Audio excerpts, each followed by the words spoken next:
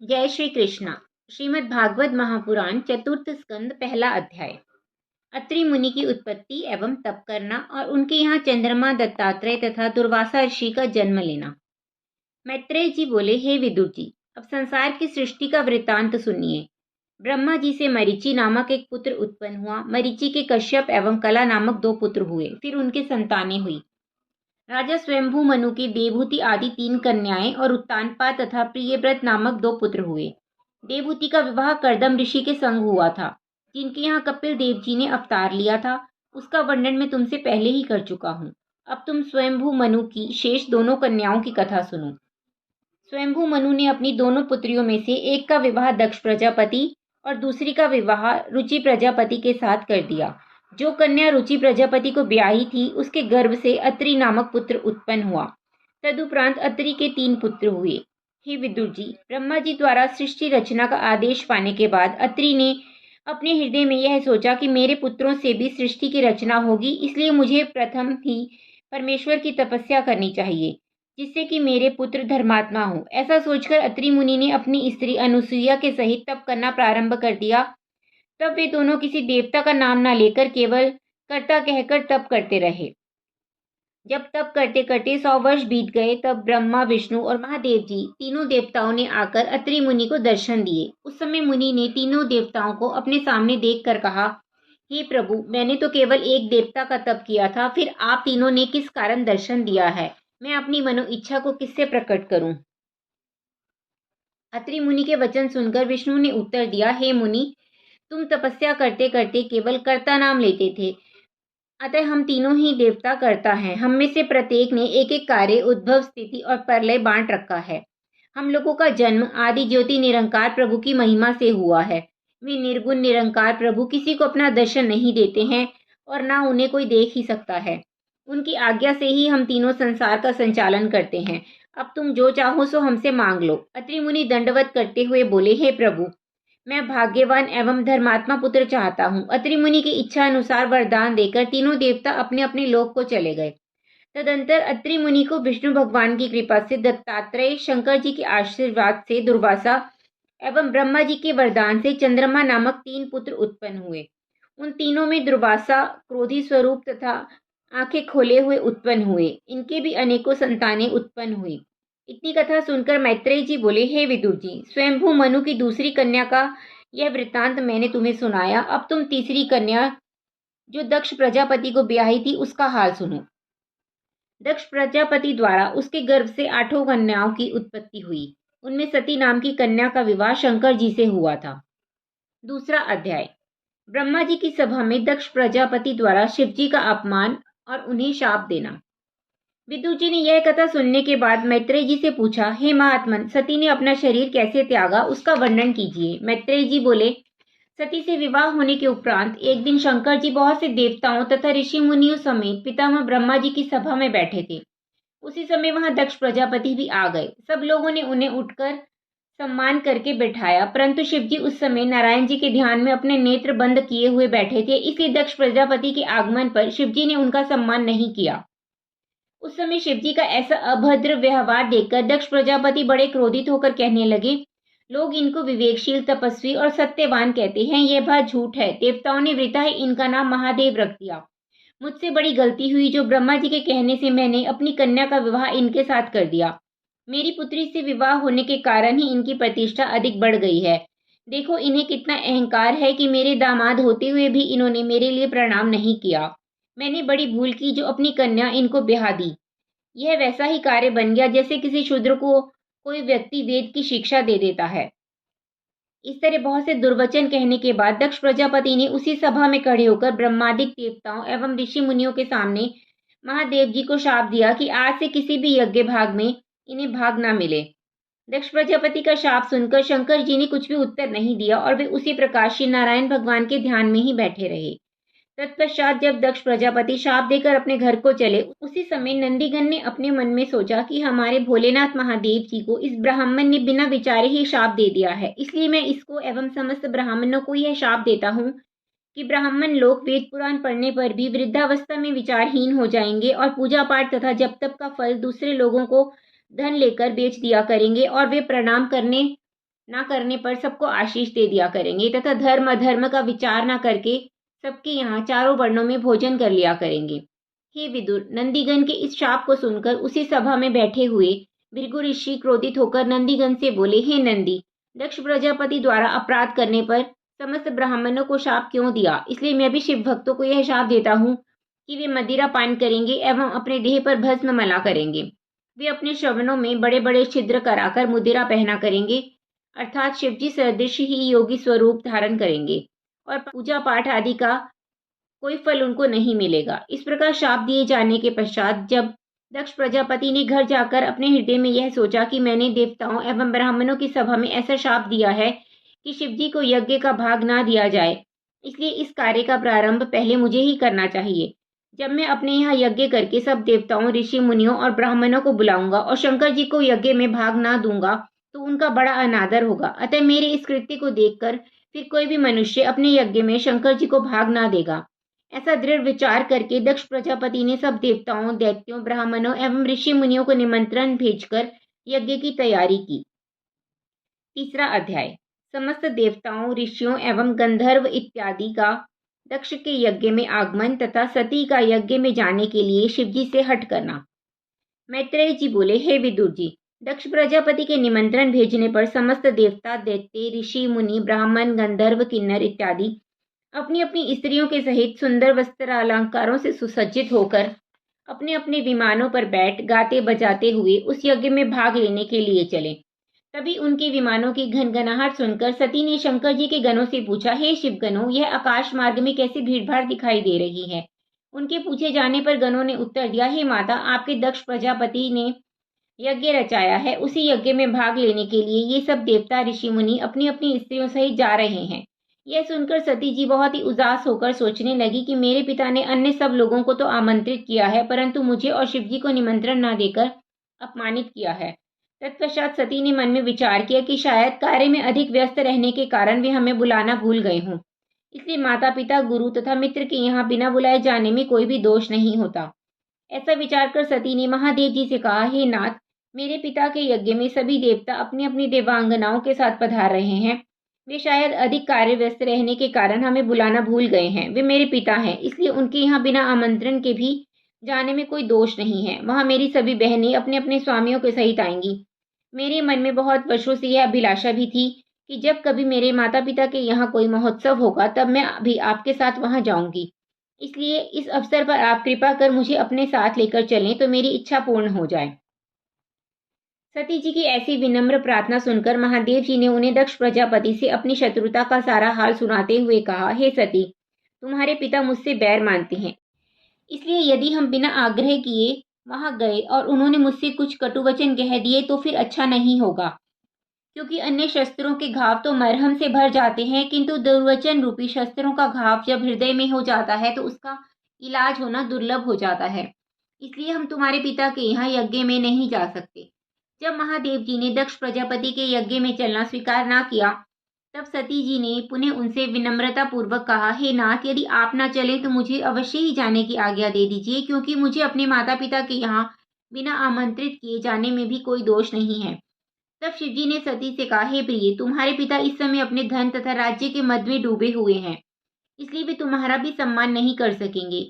इसे देखकर तुमको बहुत कष्ट होगा और हमको भी क्रोध उत्पन्न हो आवेगा, अतः तुम्हारा उनके यहाँ जाना किसी भी तरह ठीक नहीं रहेगा।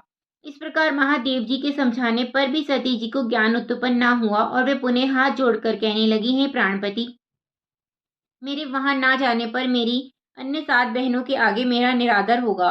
वे सदा मुझको लज्जित करती रहेंगी, अतः मेरा वहां पहुंचना बहुत ही आवश्यक है। इसलिए आप मुझे शीघ्र ही आज्ञा प्रदान कीजिए। सती जी के ऐसे हठ पूर्वक वचन सुनकर महादेव जी ने हृदय में सोचा कि सती ने आज तक कोई भी काम बिना मेरी इच्छा के नहीं किया, परंतु आज बहुत हठ कर रही है। इससे मालूम पड़ता है कि वहां जाने पर इसकी भलाई नहीं है। महादेव जी ने इसे हरी इच्छा जानकर सती जी से कहा, जो तुम्हारी इच्छा हो सो करो। चौथा अध्याय। सती जी का दक्ष प्रजापति के घर जाना तथा योगाग्नि द्वारा अपना देह त्याग करना। मैत्रेय जी बोले, हे विदुर जी, शिव जी के मना करने पर भी जब हट करके सती जी अपने पिता के यहाँ चलने को तैयार हुई, उस समय उनकी रक्षा के निमित्त शिव जी ने अपने कई गण उनके साथ भेज दिए, जब सती जी अपने पिता के घर यज्ञ में पहुंची तो दक्ष प्रजापति ने सती को देखकर अपना मुंह उधर फेर लिया और उनसे कुशल क्षेम तक नहीं पूछी। अपने पिता को रुष्ट देखकर सती जी अपने मन में सोचने लगी कि यह सब पति की आज्ञा न मानने का ही फल है, अतः मुझे यहाँ से लौट जाना चाहिए। सती जी की माता के अलावा जो अन्य स्त्रियां उस यज्ञ में आई हुई थी, वे यह सोचकर कि कहीं दक्ष प्रजापति बुरा ना मान जाएं, सती जी से प्रेम से बोली तक नहीं। यह सब हाल देखकर सती जी बहुत दुखी होकर यज्ञ भूमि में बैठ गई।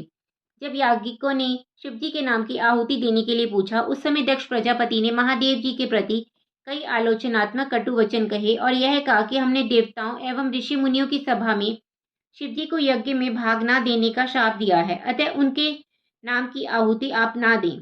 शिव जी के प्रति पिता के मुख से ऐसे वचन सुनकर शिव जी को यज्ञ में भाग ना दो, सती जी बहुत क्रोधित हो गई। वे यज्ञ मंडप में उठकर खड़ी हो गई और अपने पिता को सुनाकर इस तरह कहने लगी, हे पिता, आप शिव जी की महिमा को नहीं जानते हो। वे समस्त देवताओं के भी देवता हैं और किसी से वैर भाव नहीं रखते हैं। आप अपने अज्ञानवश बिना विचार किए उनसे शत्रुता मानते हैं। महादेव जी समस्त गुणों के निधान हैं। तुमने उनके भयंकर स्वरूप को तो देखा, किंतु उनके गुणों को नहीं पहचाना है। सनकादि और नारद जी भी उनके चरणों का स्मरण अपने हृदय में करते हैं। तुम्हारा पद ऐसा नहीं है जो तुम उनकी बराबरी कर सको, क्योंकि वे त्रिलोक में सर्वश्रेष्ठ हैं। तुमको उनके प्रति ऐसे अभद्र शब्द कहकर उनका अपमान करना उचित नहीं।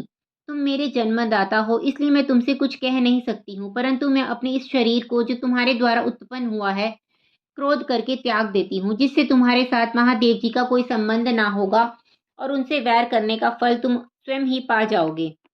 इस प्रकार कहने के बाद सती जी ने उत्तर दिशा की तरफ मुंह करके योगाभ्यास द्वारा अग्नि प्रकट करके अपना शरीर भस्म कर दिया। जब शिवगणों ने सती की यह दशा देखी तो उन्होंने क्रोधित होकर उपस्थित जनों को मारने के लिए अपने अस्त्र शस्त्र उठा लिए। उस समय शिवगणों के मन की बात जानकर भृगु ऋषि ने उस रक्षा के निमित्त कुछ मंत्रोच्चारण करके अग्निकुंड में आहुति दी। उस आहुति के फलस्वरूप अग्नि पुरुष बैताल एवं वीरभद्र नामक 3 व्यक्ति प्रकट हुए। तब तीनों ने यज्ञ कुंड से प्रकट होकर ऋषियों से कहा, हे महात्मन, आप हमें जो भी आज्ञा दें हम उसका पालन अवश्य करेंगे। भृगु ऋषि उनसे बोले, जो इस यज्ञ का विध्वंस करना चाहते हैं, इसलिए तुम उनको यज्ञशाला से बाहर निकाल दो। यह सुनते ही उन तीनों ने शिवगणों को यज्ञशाला से बाहर कर दिया। 5वां अध्याय। नारद जी का शिव जी के पास जाकर सती का देह त्याग तथा वीरभद्र द्वारा यज्ञ विध्वंस करने का वृतांत सुनाना। मैत्रेय जी कहने लगे, हे विदुर जी, सती द्वारा शरीर का त्यागा जाना और शिवजी के गणों का यज्ञशाला से बाहर निकाला जाना देखकर नारद जी शिवजी के पास कैलाश पर्वत पर जा पहुंचे। नारद मुनि को आया देखकर शिवजी ने दंडवत प्रणाम करके उनके आगमन का कारण पूछा। शिवजी के भाव को देखकर नारद जी बोले, हे प्रभु, आज दक्ष प्रजापति के यज्ञ में सती जी ने अपना देह त्याग कर दिया है और भृगु ऋषि के मंत्रों से उत्पन्न 3 वीरों ने आपके गणों को भी यज्ञशाला से बाहर निकालकर उन्हें अपमानित कर दिया है। हे विदुर जी, नारद जी के चले जाने के बाद शंकर जी बड़े क्रोधित हुए और क्रोधित होकर उन्होंने अपनी जटाओं में से एक बाल उखाड़कर भूमि पर डाला। उससे वीरभद्र नामक एक शक्तिशाली गण उत्पन्न हुआ। तत्पश्चात उस गण ने हाथ जोड़कर महादेव जी से कहा, हे नाथ, मेरे लिए क्या आज्ञा है। महादेव जी बोले, तू शीघ्र ही दक्ष प्रजापति के यज्ञ में जाकर उसका सिर काटकर हवन कुंड में डाल देना और अन्य जो लोग वहां बैठे हों उन सबको यज्ञशाला से बाहर कर देना। वीरभद्र महादेव जी की आज्ञा पाते ही भूत प्रेतों का दल साथ में लेकर पल भर में उस स्थान पर जा पहुंचा। तदुपरांत उसने दक्ष प्रजापति का सिर काटकर हवन कुंड में डाल दिया और भृगु ऋषि की दाढ़ी उखाड़ ली। फिर उसने उन समस्त देवताओं, ऋषि मुनि, गंधर्व, किन्नर एवं ब्राह्मणों आदि को जो उस यज्ञ में विद्यमान थे सभी को मार पीट कर वहां से बाहर कर दिया। यज्ञ को भ्रष्ट करके उसकी सब सामग्री को फेंक दिया। तब जो व्यक्ति उस यज्ञ में आए थे वे सब बड़े भयभीत होकर जहां तहां भागने लगे और आपस में कहने लगे कि महामूर्ख दक्ष प्रजापति ने देवताओं में सर्वोपरि श्री महादेव जी को अपमानित कर अपने कर्मों का फल पाया है। यज्ञ भ्रष्ट करने के बाद महाबली वीरभद्र ने जाकर शंकर जी को सब वृतांत सुनाया। तत्पश्चात महादेव जी ने भी सती जी के देह त्याग को भगवत इच्छा समझकर अपना क्रोध शांत किया। सर्वांतर्यामी भगवान विष्णु एवं पितामह ब्रह्मा जी यह जानते थे कि दक्ष प्रजापति का यज्ञ अवश्य भ्रष्ट होगा, इसलिए वे उस यज्ञ में नहीं पधारे थे। 6वां अध्याय। देवताओं एवं भृगु आदि ऋषियों का पितामह ब्रह्मा जी के पास जाकर उन्हें शिवजी के गण वीरभद्र का कृत्य सुनाना। मैत्रेय जी ने कहा, हे विदुर जी, जब वीरभद्र ने समस्त लोगों को मार पीट कर यज्ञशाला से बाहर कर दिया तब उन लोगों ने ब्रह्मा के सम्मुख उपस्थित होकर समस्त विवरण कहा। हे देवताओं तथा ऋषियों, तुमने यह बहुत ही अशुभ कार्य किया जो यज्ञशाला में बैठकर शिवजी की बुराई श्रवण करते रहे। अपने यज्ञ में शिवजी का भाग बंद कर अपना अपना भाग लिया, उसी अपराध का परिणाम आपको प्राप्त हुआ है। शिवजी से बढ़कर सर्वश्रेष्ठ प्राणी तीनों लोकों तथा देवताओं में नहीं है। वे परमपिता स्वरूप हैं, मैं उनसे कुछ कह सुन नहीं सकता। अब आप सभी मेरे साथ उन्हीं की शरण में चलो, जिससे आपके अपराधों को वे क्षमा कर देंगे। तदुपरांत ब्रह्मा जी समस्त देवों और ऋषि मुनियों सहित कैलाश पर्वत पर पहुंचे। ब्रह्मा जी पर दृष्टिपात होते ही शिवजी ने उनका बड़ा भव्य स्वागत किया, दंडवत करके अपने समीप बिठाया। तदुपरांत अन्य देवता आदि भी जो ब्रह्मा जी के साथ थे, शिवजी को दंडवत प्रणाम करके यथास्थान पर बैठ गए। शिवजी के हृदय में दक्ष प्रजापति से वैमनस्य होने तथा सती द्वारा देह परित्याग का शोक नहीं था। वे इन समस्त बातों को विस्मित करके भगवत भक्ति में तल्लीन थे। उनके मस्तिष्क में ये सब बातें ही नहीं आई कि ब्रह्मा जी सभी देवों और ऋषियों का अपराध क्षमा कराने हेतु उनके समीप पधारे हैं। अतः ब्रह्मा जी के आगमन के बाद भी वे हरि चर्चा में व्यस्त रहे। तब शिव जी की नाना प्रकार से वंदना करने के बाद ब्रह्मा जी बोले, हे प्रभु, आप सब देवों में पूज्य हैं। आपकी महिमा से दक्ष प्रजापति अनभिज्ञ थे, इसी कारणवश उन्होंने आपका अपमान कर उचित फल पाया है। इससे आपकी यशोगाथा में कोई कमी नहीं हुई है। जैसे कोई मनुष्य सूर्य पर थूके परंतु वह थूक सूर्य पर न जाकर उसी के मुंह पर गिरता है, वही दशा दक्ष प्रजापति की भी हुई है। अतः हे त्रिपुरारी, अब आपसे मेरी विनय यह है कि आप दक्ष के अपराध को क्षमा करें और वीरभद्र द्वारा जो घायल ऋषि मुनियों एवं देवताओं को आशीर्वाद देकर उनके अंगों को पुनः पहले जैसा तथा दक्ष प्रजापति को फिर से जीवित होकर अपना यज्ञ पूर्ण करें, जिससे समस्त देवता और ऋषि मुनि भी उस यज्ञ में अपना अपना भाग प्राप्त कर सके। यदि आप भी स्वयं मेरे साथ चलेंगे तो मैं विष्णु भगवान को भी विनय पूर्वक साथ ले आऊंगा। यज्ञ करने में जो साकल्य बच जाती है वही आपका भाग होगा। पितामह ब्रह्मा जी की विनती सुनकर शंकर जी बोले, हे ब्रह्मा जी, मैं किसी अज्ञानी व्यक्ति के कहने सुनने से रुष्ट नहीं होता हूँ। सती के देह त्याग देने से मुझे कुछ गुस्सा हो आया था, अतः दक्ष प्रजापति को अपने कर्मों का फल मिल गया। सती का तो इसी तरह देहांत होना लिखा था, क्योंकि हरी इच्छा ऐसी ही थी, सो पूरी हो गई। अब आप जैसी आज्ञा करें मैं वैसा ही करूं। 7वां अध्याय। शिवजी तथा ब्रह्मा आदि देवताओं का दक्ष प्रजापति के यज्ञ में आगमन और दक्ष का शिवजी द्वारा पुनः जीवित होकर यज्ञ करना। श्री मैत्रेय जी बोले, हे विदुर जी, ब्रह्मा जी के बहुत आग्रह करने पर शंकर जी अन्य समस्त देवताओं तथा ऋषि मुनियों को साथ लेकर दक्ष प्रजापति के यज्ञ में पहुंचे, और जो देवता वीरभद्र से भयभीत होकर जहां तहां भाग गए थे, वे सभी शंकर जी का आना सुनकर यज्ञशाला में पुनः आ गए। तब महादेव जी ने उन पर अपनी कृपा दृष्टि डालकर सबके अंगों की पीड़ा हर ली। भृगु ऋषि की दाढ़ी के स्थान पर बकरे की दाढ़ी लगा देने से वह पुनः जम गई। तब ब्रह्मा जी ने महादेव जी से विनय की, हे भगवान, दक्ष प्रजापति का मृतक देह अभी तक रखा है, अतः आप कृपा कर इसे भी जीवन दान दे। यह सुनकर शिवजी ने उत्तर देते हुए कहा, हे चतुरानन, वीरभद्र ने दक्ष के सिर को काटकर हवन कुंड में पटक दिया था, वह जल चुका है, इसलिए अब वह पुनः नहीं बन सकता। यद्यपि आप कहें तो यज्ञ बलि के बकरे का सिर काटकर और उसे दक्ष के धड़ पर रखकर दक्ष को पुनः सजीव कर दूं। ब्रह्मा जी ने यज्ञ के बकरे का सिर दक्ष प्रजापति के धड़ पर रखकर फिर से सजीव कर दिया। दक्ष प्रजापति ने पुनः जीवित होकर जब शंकर जी को देखा तो हाथ जोड़कर दंडवत प्रणाम करते हुए बोला, हे भगवान, मैंने आपकी महिमा को ना जानते हुए जैसा किया वैसा फल मिल गया। आपने मुझ अज्ञानी के अपराध को क्षमा कर अपनी विशाल प्रभुता का चमत्कार दिखाया है। इससे यह सिद्ध होता है कि परमेश्वर ने जिन्हें बड़ा बनाया है वे तुच्छ एवं मूर्ख व्यक्तियों की बात पर कोई ध्यान नहीं देते हैं। जब दक्ष प्रजापति ने इस प्रकार विनय करते हुए कहा तो अन्य जितने भी देवता, ऋषि, गंधर्व एवं किन्नर इत्यादि वहां उपस्थित थे, वे भी शंकर जी की प्रभुता को देखकर उनकी प्रशंसा एवं विनती करने लगे। तत्पश्चात शंकर जी के कहने से दक्ष प्रजापति पुनः यज्ञ संपूर्ण करने के लिए आसन पर बैठ गए, जिसे ब्रह्मा, विष्णु एवं शिवजी ने समस्त देवताओं और ऋषि मुनियों समेत शास्त्रानुसार यज्ञ को संपूर्ण कराया। यज्ञ के संपूर्ण होने पर यज्ञ पुरुष भगवान ने चतुर्भुजी रूप से हवन कुंड से प्रकट हो वैजंती माला, कौस्तुभ मणि एवं सुगंधित पुष्पहार पहने गरुड़ पर विराजमान हो सब लोगों को दर्शन देकर कृतार्थ कर दिया। उनके देखते ही यज्ञशाला में जितने भी छोटे बड़े लोग बैठे थे उन सब ने खड़े होकर दंडवत प्रणाम कर हाथ जोड़कर उनकी स्तुति की। तत्पश्चात दक्ष प्रजापति ने यज्ञ पुरुष भगवान की विनती करके कहा, हे भगवान, मैंने यज्ञ के प्रारंभ में शंकर जी का अनादर किया था, इससे मेरा यज्ञ विध्वंस हो गया था। अब शंकर जी की कृपा दृष्टि से मुझे आपका दर्शन प्राप्त हुआ है। अब आप कृपा करके मुझे ऐसा वरदान दीजिए जिससे मेरी बुद्धि कभी भ्रष्ट न होने पाए। इसी तरह समस्त देवताओं एवं ब्रह्मा, शिव, इंद्र और ऋषियों ने भी उन यज्ञ भगवान की वंदना की। तत्पश्चात यज्ञ भगवान ने दक्ष प्रजापति से कहा, हे दक्ष, त्रिपुरारी महादेव जी का अनादर करके तुमने अत्यंत ही अनुचित कार्य किया है। ब्रह्मा, विष्णु, महेश, इन तीनों देवताओं को तुम एक समान ही जानो। जिन निराकार प्रभु को सभी मनुष्य जपते रहते हैं और जिनको उत्पन्न करने वाला समझते हैं, उन्हीं के स्मरण करने से तुमको ज्ञान प्राप्त होगा। 8वां अध्याय। सती का हिमाचल के यहाँ पार्वती नाम से उत्पन्न होना और तप करके वरदान मांगना, तत्पश्चात महादेव जी के साथ विवाह आदि का वर्णन। मैत्रेय जी कहने लगे, हे विदुर जी, जिस तरह सती का हिमाचल के यहाँ पार्वती रूप में पुनर्जन्म लेकर शिव जी के साथ विवाह हुआ, अब मैं उस कथा का वर्णन करता हूँ।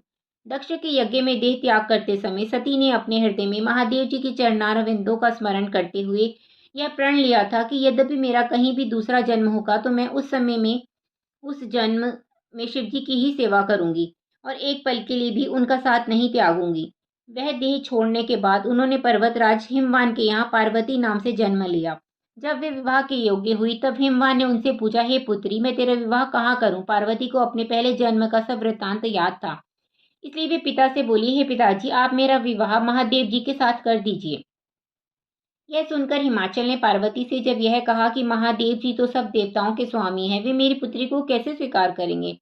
तब पार्वती जी ने उत्तर देते हुए कहा, यदि उन्होंने मुझे स्वीकार नहीं किया तो वन में जाकर उनके निमित्त तप करके मैं अपनी देह पुनः त्याग दूंगी। यह कहकर पार्वती जी ने वन में जाकर तपस्या करना प्रारंभ कर दिया। जब तपस्या करते करते बहुत दिन हो गए तब एक दिन नारद जी शिव जी के प्रति पार्वती जी के प्रेम की परीक्षा लेने के निमित्त उनके पास आए और पूछने लगे, हे पर्वतराज पुत्री, तुम किस लिए यहाँ कठोर तपस्या कर रही हो? पार्वती जी ने नारद जी को भगवत भक्त समझकर प्रणाम करके कहा, मैंने श्री महादेव जी के साथ विवाह करने के लिए यह तप प्रारंभ किया है। पार्वती जी की यह इच्छा जानकर नारद जी बोले, हे पार्वती, तुम बड़ी पागल एवं मूर्ख हो। शिव जी तो सदैव अपनी देह में भस्म रमाए और सर्प बिच्छुओं को लपेट गले में मुंडमाला धारण किए भूत प्रेतों के साथ रहते हैं, फिर भला तुम क्यों कर उनसे विवाह करना चाहती हो?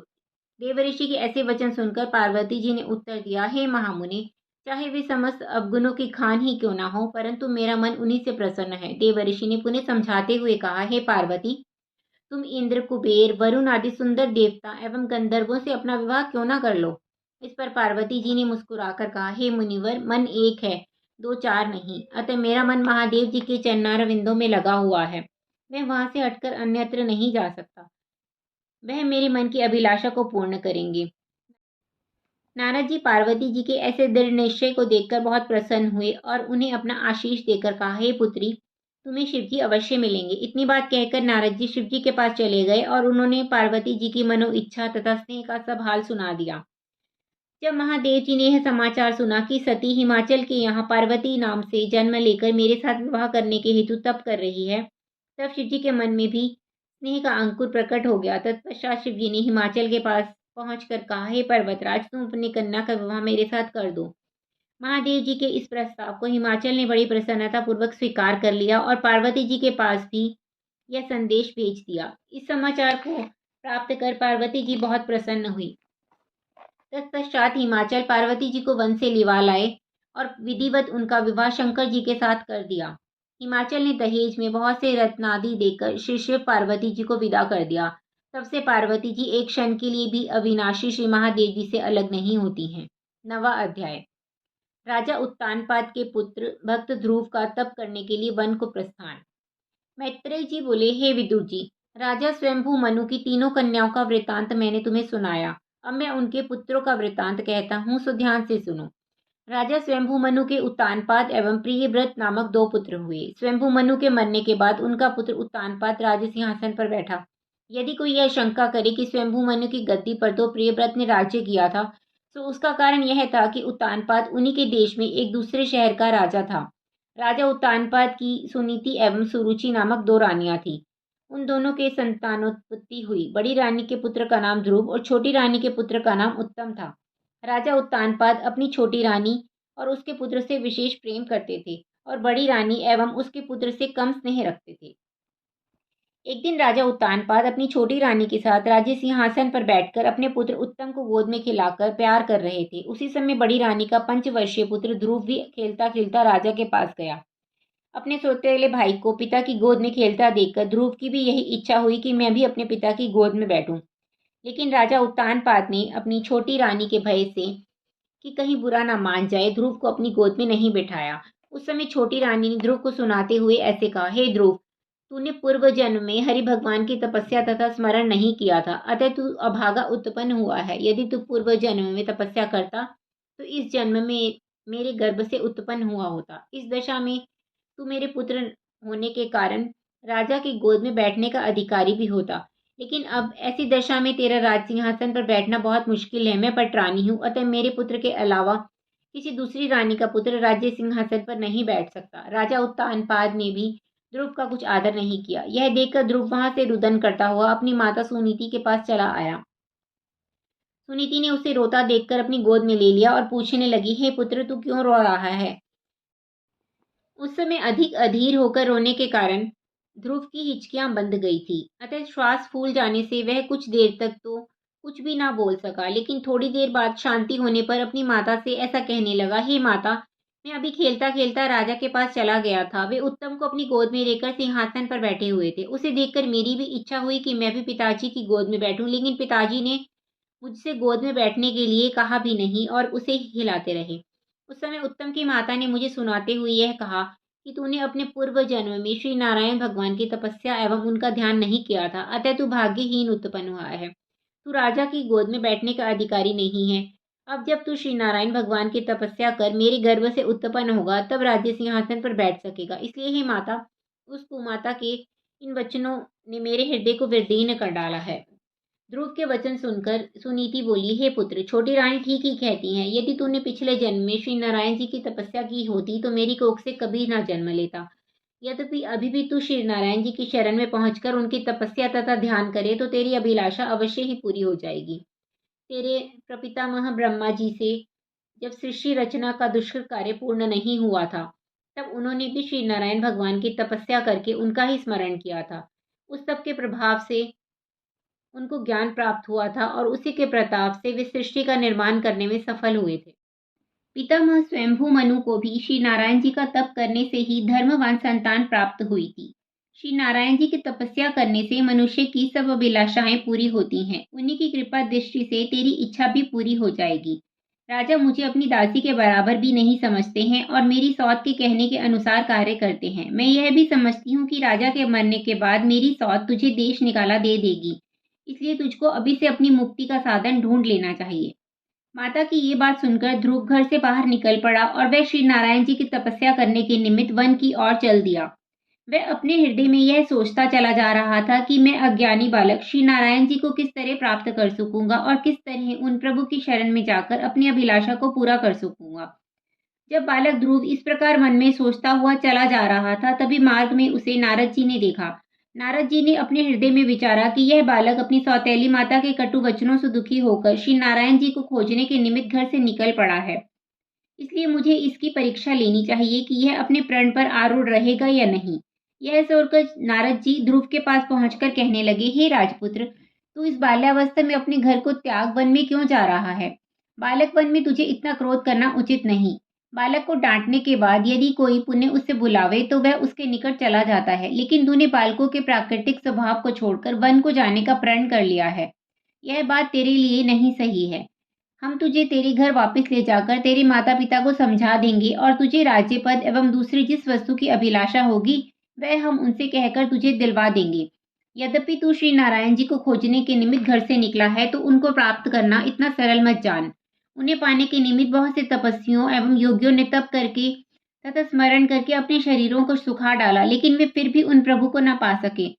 अतः तू तो अभी बालक ही है, तू उन्हें खोजने के निमित्त क्यों व्यर्थ ही परिश्रम करता है? हम नारद मुनि हैं और श्री नारायण जी के निकटतम भक्त तथा सेवक हैं। तेरे पिता हमारे वचनों को अवश्य मान जाएंगे, अतः हम तुझको घर ले जाकर और जो तुझे अभिलाषा होगी उसे भी पूर्ण करवा देंगे। नारद जी की ये बात सुनकर ध्रुव ने देवऋषि नारद को प्रणाम करके कहा, हे नारद जी, आप श्री नारायण जी के निकटतम भक्त हैं, इसलिए आप कृपा करके मेरी सहायता कीजिए, जिससे मैं शीघ्र ही श्री नारायण भगवान की चरणारविंदों की शरण में पहुंच जाऊं। ध्रुव के इस प्रकार विश्वासपूर्ण वचन सुनकर देवऋषि नारद जी ध्रुव से बोले, हे राजपुत्र, अब तक तो हम तेरा परीक्षण कर रहे थे, लेकिन अब तुझे श्री नारायण जी के दर्शन प्राप्त करने का उपाय बताते हैं। तू यहाँ से उत्तर दिशा की ओर यमुना किनारे चला जा। वहां एक मथुरापुरी बसी हुई है। वहां पर सदैव ही त्रिभुवनपति श्री नारायण जी वास करते हैं। उस स्थान पर जाकर तू कुश का आसन बिछाकर उत्तर दिशा की तरफ मुंह करके बैठ जाना और श्री नारायण जी भगवान का स्मरण करना।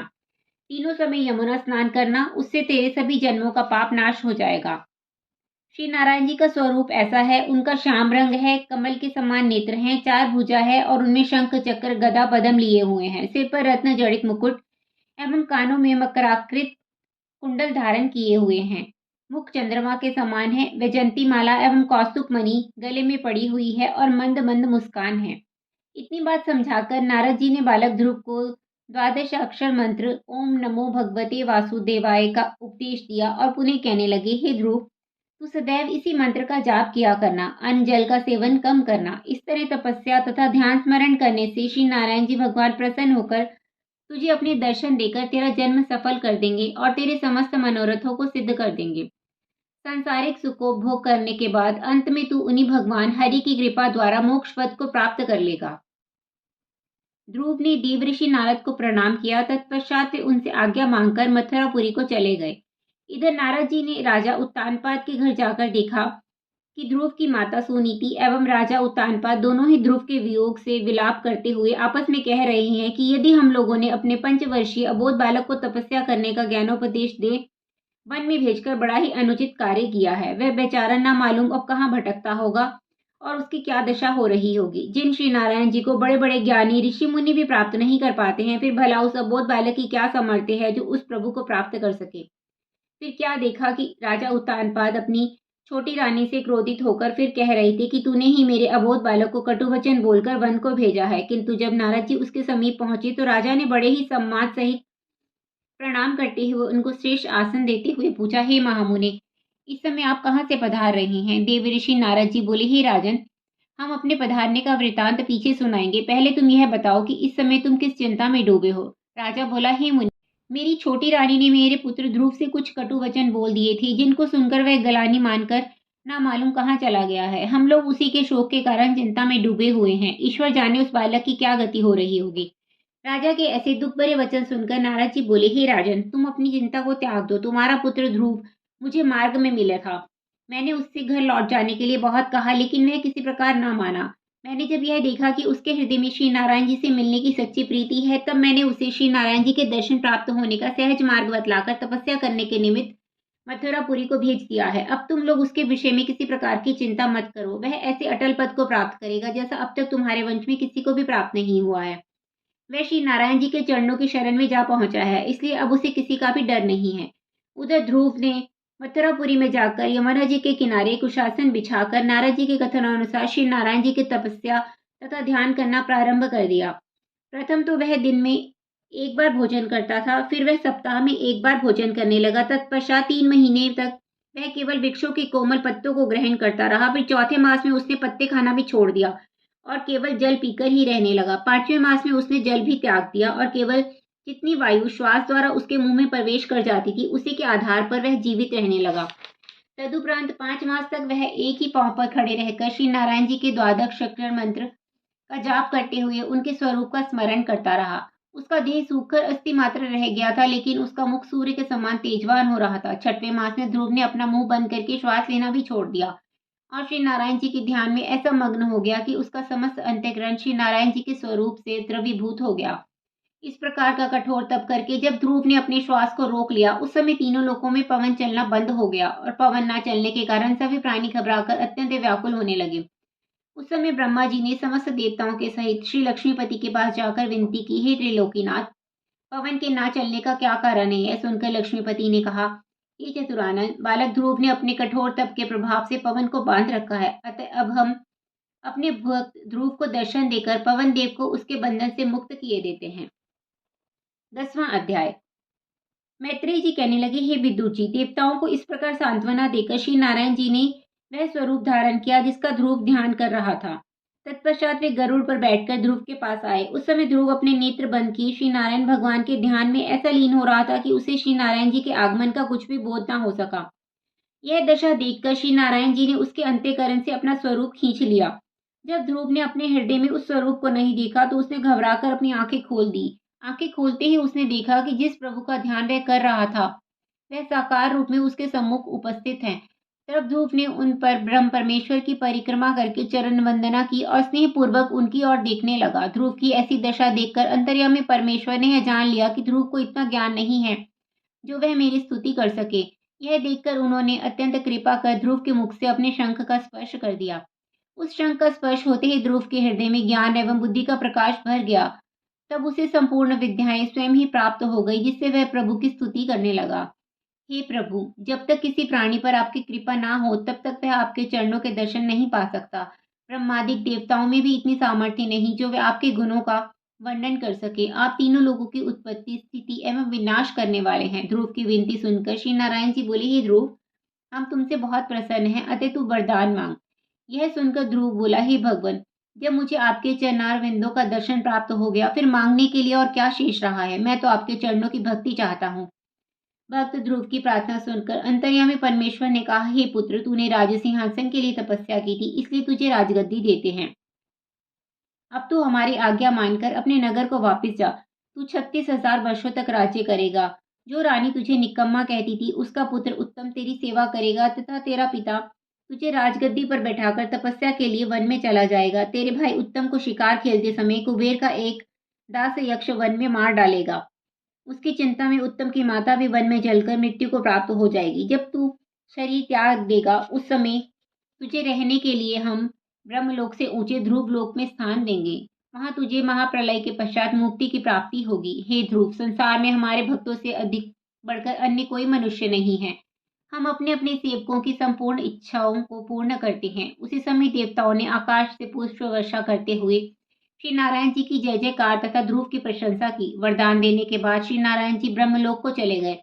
तब पवन पुनः पूर्ववत बहने लगी तथा तीनों लोगों के जीव सुखी हो गए। तब ध्रुव भी अपने घर को चल दिया। उसी समय नारद जी ने आकर राजा से कहा, हे राजन, तुम्हारा पुत्र ध्रुव प्रभु के दर्शन कर वापिस आया है। अब तुम्हें यहाँ बैठे रहना उचित नहीं है, अतः उसे आदर पूर्वक घर लिवा लाओ। नारद जी के वचन सुनकर राजा उत्तानपाद हृदय में बहुत प्रसन्न हो ध्रुव को लेने के लिए चले गए। नगर की प्रजा ने जब यह सुना कि ध्रुव जी नारायण जी के दर्शन पाकर वन से लौट आए हैं तो वे सब लोग भी ध्रुव जी का दर्शन करने के लिए वहां गए। ध्रुव जी के पास पहुंचकर सब लोग उनकी जय जयकार करने लगे। उस समय ध्रुव जी जटा बांधे तथा भस्म रमाए हुए वहां बैठे थे। नारद जी और राजा उत्तानपाद को देखते ही वे खड़े हो गए तथा उनको प्रणाम करने लगे। राजा ने बहुत प्रेम से ध्रुव जी को अपनी गोद में उठा लिया तथा अपने आंसुओं द्वारा उनके मुख को धो दिया। ध्रुव जी ने छोटी रानी को आदर देते हुए कहा, हे माता, तुम्हारे कहने के कारण ही मैं वन में चला गया था। वहां प्रभु का दर्शन प्राप्त होने से मेरे सभी मनोरथों की प्राप्ति हो गई। इसके बाद ध्रुव जी ने अपनी माता सुनीति को दंडवत करते हुए अन्य सब लोगों को उचित आदर दिया। सब लोगों से मिलने के बाद राजा उत्तानपाद ने ध्रुव जी को अपने साथ हाथी पर बैठाया तथा याचकों एवं ब्राह्मणों को दान दक्षिणा दे राजभवन में ले आए। कुछ समय बीत जाने पर एक दिन राजा उत्तानपाद ने अपने मन में विचार किया कि ध्रुव अब राज्य करने योग्य हो गया है, इसलिए इसे सिंहासन सौंपकर हमको भी भगवान का भजन करना चाहिए। यह निश्चय कर राजा ने अपने दरबार में कहा। सब लोगों को यह बात अच्छी लगी। तब एक दिन राजा ने मुहूर्त निकलवाकर ध्रुव को राज सिंहासन पर बिठा दिया और आप वन में तप करने को चले गए। राज सिंहासन पर आसीन होने के पश्चात ध्रुव जी ने ऐसी नीति पूर्वक राज्य किया कि संपूर्ण प्रजा बहुत प्रसन्न हो गई। उनके राज्य में शेर और बकरी एक ही घाट पर पानी पीते थे। कोई आदमी दुखी अथवा दरिद्री ना था। ध्रुव जी ने अपने भाई उत्तम को भी राज्य का अधिकार सौंप रखा था, इसलिए वह ध्रुव जी के आदेशानुसार प्रत्येक काम को बड़ी प्रसन्नता के साथ करता था और आठों प्रहर उन्हीं की सेवा में लगा रहता था। एक दिन ध्रुव जी से आज्ञा प्राप्त कर शिकार हेतु उत्तम वन में गया। वहां अपने घोड़े द्वारा एक मृग का पीछा करते हुए वह कुबेर के विहार स्थल पर पहुंचा। उत्तम के साथियों ने जब उस स्थान को मलमूत्र से गंदा कर दिया, उस समय कुबेर के सेवकों ने उत्तम से कहा, तुम सांसारिक व्यक्ति हो, अतः देवलोक में क्यों आए? क्या तुम नहीं जानते हो कि यह स्थान कोषाध्यक्ष श्री कुबेर जी के विहार करने का स्थान है? कुबेर जी के सेवकों द्वारा यह कहा जाने पर राज्य के घमंड में उन्मत्त उत्तम ने अपने साथियों के साथ उनके प्रति कटु वचनों का उपयोग किया। कुबेर के सेवकों में एक दक्ष बहुत वीर था। जब उसने उत्तम के मुख से कटु वचनों को सुना तो उसने आगे आकर उत्तम को मार दिया। तत्पश्चात उत्तम के साथियों ने वहां से ध्रुव जी के पास जाकर उन्हें उत्तम की मृत्यु का समाचार सुनाया। अपने भाई का मरण सुनकर ध्रुव अत्यंत क्रोधित होकर सेना सहित यक्षों से युद्ध करने के लिए चल पड़े। उत्तम की माता भी अपने पुत्र की मौत को सुनकर विलाप करती हुई वन में जाकर उसके मृतक शरीर को ढूंढने लगी। तभी उस वन में अकस्मात आग लग गई और उसी में जलकर भस्म हो गई। इधर जब ध्रुव अपनी सेना लेकर यक्षों के निकट गए, उस समय 1,30,000 यक्ष भी अपने अपने आयुध लेकर ध्रुव जी से लड़ने के लिए उनके सामने आ गए। यह देखकर ध्रुव जी ने अपने सेनापतियों से कहा, तुम अभी दूर रहकर तमाशा देखो, हम अकेले ही इनसे लड़ेंगे। यह कहकर ध्रुव जी अपने रथ को यक्षों के सामने ले गए। उन्हें देखकर यक्षों ने शस्त्रों की वर्षा शुरू कर दी, परंतु ध्रुव जी ने उनके सब प्रहारों को निष्फल करके अपने ऐसे तेज बाण छोड़े कि उनमें से अधिकतर यक्ष घायल हो गए और बहुत से मर गए। इस प्रकार ध्रुव जी ने उन पर विजय प्राप्त कर ली। यक्षों की यह दशा देखकर एक यक्ष ने कुबेर के पास जाकर यह समाचार सुनाया। अपनी सेना की ऐसी दशा सुनकर कुबेर ध्रुव जी से लड़ने स्वयं युद्ध क्षेत्र में आ गए। उन्होंने ध्रुव जी से कहा, तू मनुष्य होते हुए भी देवताओं को कष्ट दे रहा है, अतः मैं तुझे मार डालूंगा। ध्रुव जी ने कहा, मैं श्री नारायण जी को ही देवता मानता हूँ, क्योंकि उन्होंने देवता, मनुष्य तथा अन्य सब जीवों को पैदा किया है। सुनकर कुबेर ने ध्रुव जी के ऊपर अनेक बाण चलाए, किंतु ध्रुव जी ने अपने तीरों से उन सबको काट डाला। यह देखकर कुबेर ने ध्रुव जी से कहा, तुम्हारा गुरु कौन है? तुम्हें यह विद्या किसने सिखाई है? ध्रुव जी ने कहा, जिसके प्रताप से तुम देवता बने हो वही मेरा गुरु तथा स्वामी है। यह सुनकर कुबेर ने क्रोध में भरकर ध्रुव को मारने के हेतु नारायण अस्त्र उठाया। उधर ध्रुव ने भी नारायण अस्त्र उठा लिया। तभी ब्रह्मा जी ने अपने मन में सोचा कि नारायण अस्त्र चलने से संसार का बड़ा ही अहित होगा। ध्रुव तो श्री नारायण जी के भक्त हैं तथा कुबेर देवता हैं, इसलिए उन दोनों में से कोई भी नहीं मरेगा, परंतु जगत के अन्य सब प्राणी मारे जाएंगे। यह विचार कर ब्रह्मा जी ने ध्रुव जी के पितामह स्वयंभू मनु तथा नारद जी को आदेश दिया कि तुम दोनों जाकर कुबेर और ध्रुव जी को समझाकर उनमें आपस में मेल करा दो। यह सुनकर वे दोनों रण क्षेत्र में आए। जब ध्रुव जी ने यह देखा कि मेरे पिता स्वयंभू मनु पधारे हैं, तब वे युद्ध करना छोड़कर अपने रथ से नीचे कूद पड़े और स्वयंभू मनु को साष्टांग प्रणाम किया। 11वां अध्याय। मैत्रेय जी कहने लगे, हे विदुर जी, जब ध्रुव जी ने स्वयंभू मनु को दंडवत किया, उस समय स्वयंभू मनु ने उनसे इस प्रकार कहा, हे ध्रुव, तुम परम वैष्णव और परमेश्वर के भक्त हो। यदि क्रोधी मनुष्य अपने को वैष्णव बताए तो मिथ्या जानना चाहिए, क्योंकि क्रोध करने से बड़ा पाप लगता है। हे ध्रुव, तुमने वैष्णव राजा होते हुए भी न्याय पर ध्यान नहीं दिया।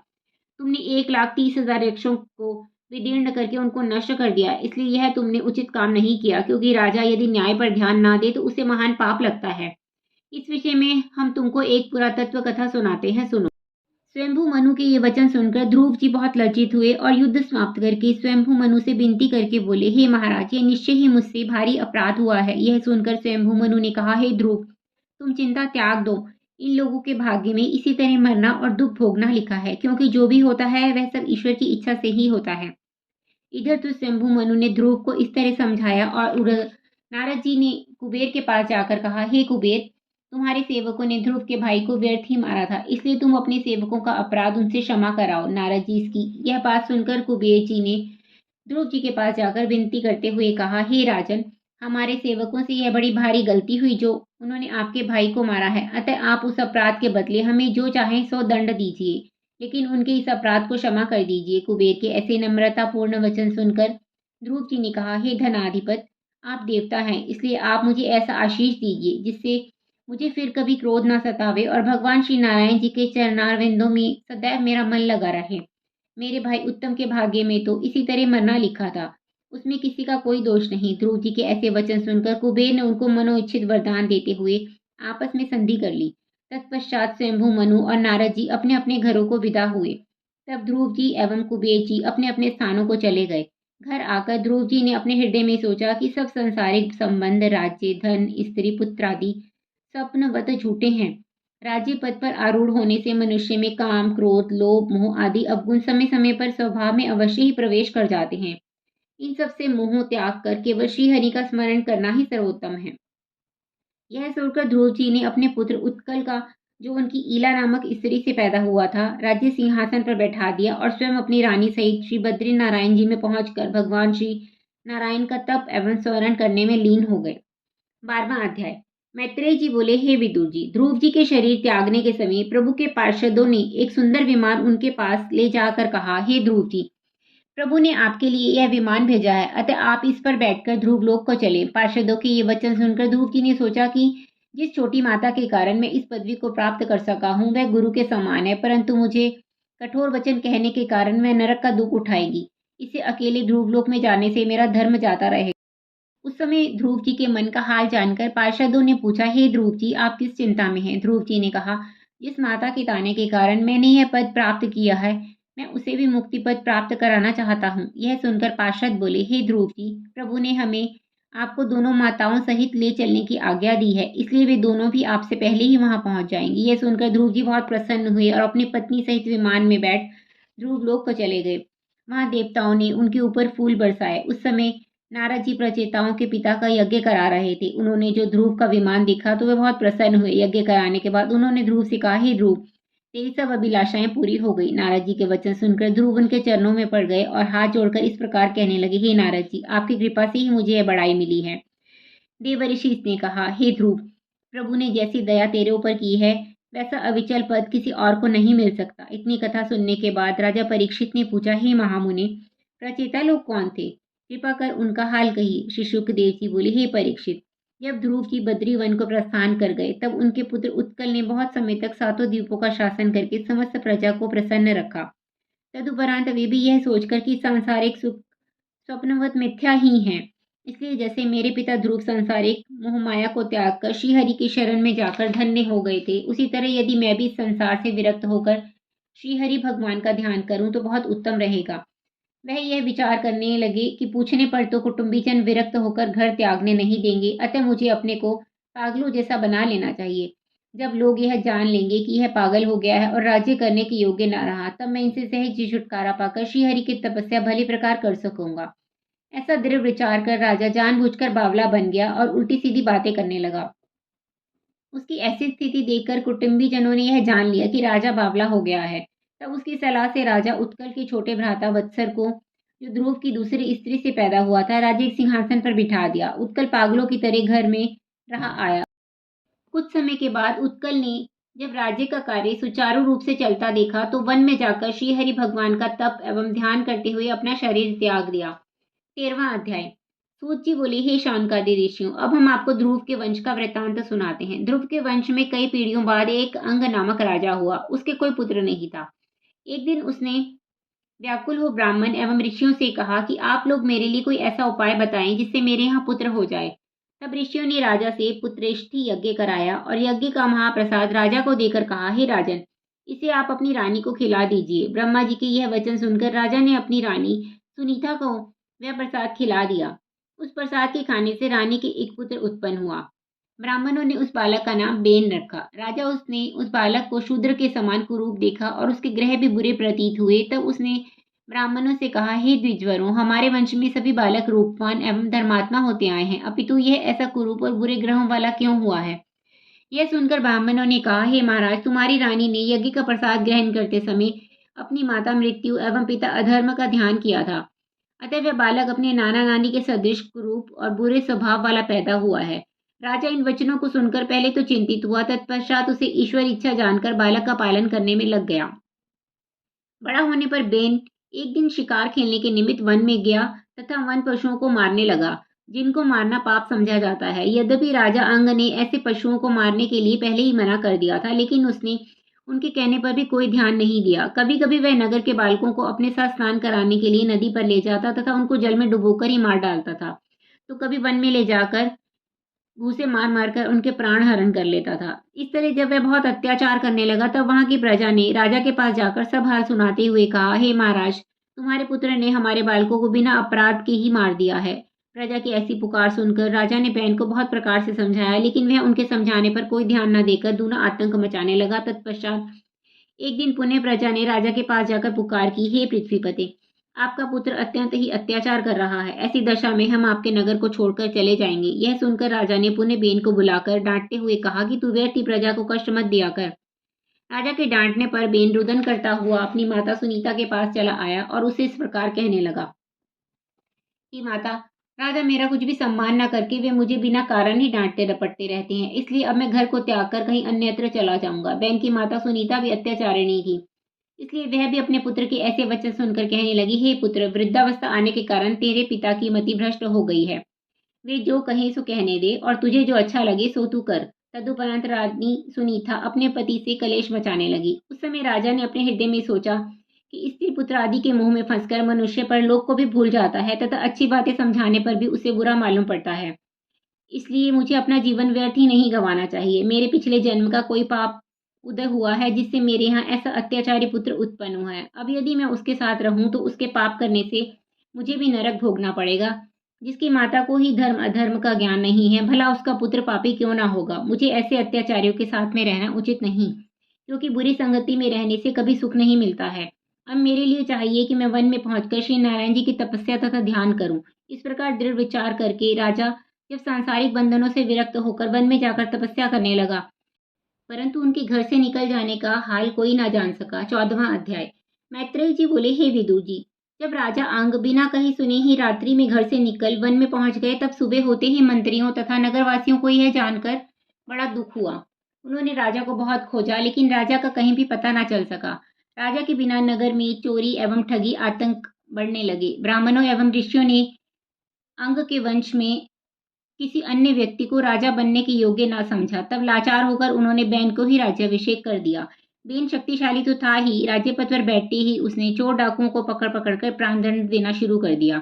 कुछ ही दिनों में जैसे सर्प के भय से चूहे भाग जाते हैं, उसी प्रकार बलशाली राजा बैन के डर से डरकर सभी दुष्ट दुराचारी लोग उसके नगर को छोड़कर चले गए। जो अन्य राजा बैन के पिता महाराजा अंग को कर नहीं देते थे, वे सभी भी उसे कर देने लग गए। सातों द्वीपों में बैन जैसा प्रतापी राजा कोई ना हुआ कि जगत में उसके समान प्रतापशाली अन्य दूसरा कोई राजा नहीं था। हे विदुर, कुछ समय बाद बैन ने अपने मन में सोचा कि लोगों को किसी दूसरे देवता के निमित्त यज्ञ, दान, जप, तप इत्यादि न करके उसके जगह मेरी ही पूजा आराधना करनी चाहिए, क्योंकि मैं ही सबको अन्न देकर सबका पालन करता हूँ। उसके हृदय में जब ऐसा विचार उत्पन्न हुआ तो परमेश्वर को मैं बिल्कुल भूल गया और उसने अपने राज्य भर में यह ढिंडोरा पिटवा दिया। कोई भी व्यक्ति ईश्वर, देवता एवं पितरों के नाम पर यज्ञ, दान, पूजा, श्राद्ध, हवन इत्यादि ना करे। जिस व्यक्ति को भी जो कुछ करना है वह मेरे नाम पर ही करे। जो मनुष्य इस आदेश को नहीं मानेगा वह दंड का अधिकारी होगा। इस तरह ढिंडोरा पिटवाने के बाद राजा बैन अपनी सेना सजाकर विश्व विजय करने के लिए चल दिया। वह जिस देश और नगर में जाता वहीं के राजा उसे भेंट आदि देकर उसकी स्वाधीनता स्वीकार कर लिया करते थे। तब राजा बैन उन सब से भी यह कहता था कि तुम लोग अपने राज्य भर में ऐसी आज्ञा प्रसारित कर दो कि कोई व्यक्ति किसी देवता, पितर अथवा परमेश्वर के नाम पर यज्ञ, दान, पूजा पाठ आदि ना करे। जिसे जो करना हो वह मेरे नाम पर ही करे। प्रतापी राजा बैन के भय से सभी राजा उसकी आज्ञा को स्वीकार कर लेते थे। इस प्रकार बैन के भय से कुछ ही दिनों में सातों द्वीपों में यज्ञ, दान, जप आदि शुभ कर्म होने बंद हो गए तथा पापाचार बढ़ने लगा। राजा बैन के इस अधर्म को जब भृगु, वशिष्ठ आदि ऋषि एवं ब्राह्मणों ने देखा, तब उन्होंने सरस्वती नदी के तट पर बैठकर आपस में विचार किया कि राजा का काम अधर्मियों तथा पापियों को दंड देना होता है, परंतु यह राजा बैन ऐसा अधर्मी उत्पन्न हुआ है कि इसने संपूर्ण पृथ्वी से धर्म एवं पुण्य को ही उठा दिया है, अतः इसका कोई उपाय करना चाहिए। इस प्रकार विचार करने के पश्चात ऋषि मुनियों ने निश्चय किया कि हम लोगों ने ही बैन को राज्य सिंहासन पर बिठाया है, अतः हमें एक बार उसके पास चलकर उसे समझाना चाहिए। शायद हमारे समझाने बुझाने से वह मान जाए और अधर्म करना हमेशा के लिए बंद कर दे।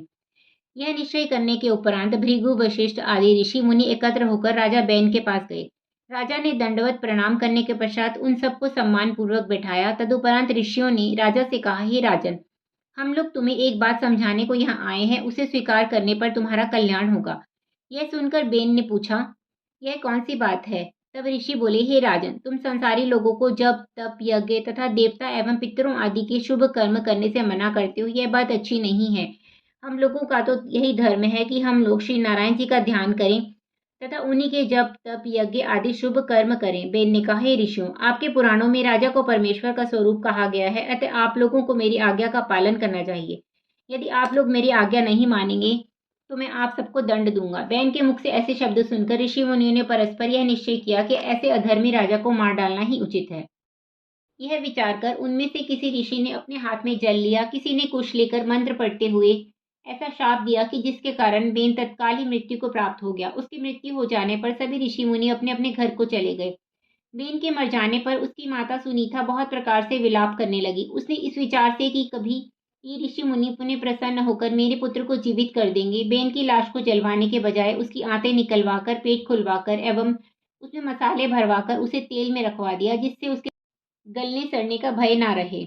राजा बेन की मृत्यु के पश्चात संसार में फिर से यज्ञ, हवन, जप, तप आदि शुभ कर्म होने प्रारंभ हो गए, परंतु राजा के ना रहने के कारण चोर, ठग इत्यादि फिर से प्रजा को पीड़ा पहुंचाने लगे। जो लोग अधर्मी थे फिर से निर्भय होकर मनमाना पाप करने लगे। यह दशा देखकर ऋषि मुनि तथा ब्राह्मणों ने फिर से अपने मन में यह विचार किया कि राजा के बिना संसार में धर्म स्थिर नहीं रह सकता। ऐसी अवस्था में संपूर्ण प्रजा वर्णशंकर हो जाएगी। नीति शास्त्र में लिखा है कि जिस देश में कोई राजा ना हो, अथवा जहाँ का राजा अधर्मी या मूर्ख हो, अथवा जहाँ स्त्री राज्य करती हो, अथवा जिस देश में अनेक राजा हो, वहाँ रहने से धर्म नष्ट हो जाता है। इसलिए अब हम लोगों को भी किसी अन्य राजा के लिए उपाय करना चाहिए। यद्यपि श्री नारायण जी की कृपा से बैन को भी पुनर्जीवित किया जा सकता है, परंतु वह अधर्म को कदापि नहीं त्यागेगा। अतः उसको पुनर्जीवित करना सर्प को दूध पिलाने के समान होगा। इस देश का राज सिंहासन भक्त राज ध्रुव के वंश का है, अतः संभव है कि राजा बेन के शव में भी कुछ धर्म का अंश विद्यमान हो। अतः हम लोगों को चाहिए कि राजा बेन के शरीर को मत कर उसमें से किसी बालक को उत्पन्न करें तथा उसे राज सिंहासन पर बिठाएं। ऐसा करने से प्रजा भी सुखी होगी तथा धर्म की रक्षा भी हो जाएगी। इस प्रकार निश्चय करने के उपरांत संपूर्ण शक्ति के भंडार भृगु, वशिष्ठ आदि ऋषि मुनियों ने बैन की माता के पास जाकर कहा, तुम हमें बैन का शव दे दो। सुनीता यह कहते ही अत्यंत प्रसन्न हुई और शीघ्र ही बैन के मृतक शरीर को उनके पास ले आई। तदुपरांत ऋषि मुनियों ने मंत्रोच्चारण करते हुए राजा बैन की जंगा को दही के समान मथनी द्वारा मथा। उस जंगा मंथन से काले रंग का अत्यंत कुरूप एक नाटा पुरुष उत्पन्न हुआ। उसने ऋषि मुनियों के हाथ जोड़कर कहा, हे ऋषियों, आप लोग मुझे किस कार्य की आज्ञा देते। ऋषि मुनियों ने उसका यह रूप देखकर जब यह अनुभव किया कि यह पुरुष राज्य सिंहासन पर बैठने योग्य नहीं है, तब उसे आज्ञा दी कि तू वन में जाकर भीलों का राजा बन जा। ऋषियों की यह आज्ञा पाकर पुरुष वन को चला गया और वहां भीलों का राजा बनकर राज्य करने लगा। उसके वंश में मल्लाह तथा मुराहर आदि जातियां पैदा हुई। राजा बैन की उस जंगा से उस पुरुष के प्रकट होते ही बैन के शरीर से संपूर्ण पाप निकल गया। जय श्री कृष्णा।